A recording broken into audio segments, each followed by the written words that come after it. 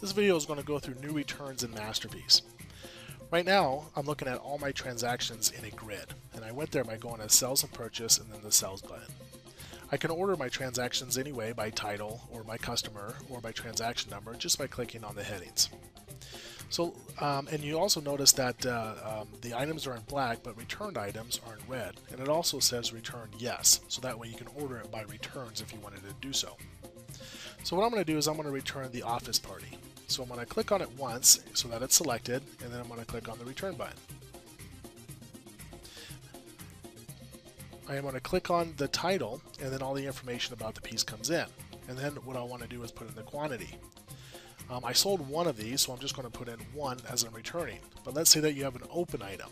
If it's an open item and you sold 10 of them, then you may only want to return 5 of them, or maybe 2 of them, or you want to return all of them. But in this case, I'm going to just put in one, and then I'm going to hit save. And notice how the payments will now go to $3,752 or the price. Now this is including tax. Next thing I'm going to do is I'm going to click on the client tab. You don't have to put in client information, but you may want Masterpiece to record who the return was done to. So let me just put in a customer name, and then you want to verify the information is there, and then the payment information. So here's where you'll basically record how you're returning the money to the client. So you could return it via cash or put it back on the credit card or by check. I'm just going to put in cash.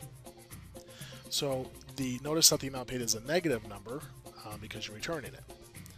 So I'm just going to go ahead and hit the save button and then hit OK. Now notice how the office party is now in red because it's been returned. If I go to the inventory record for the office party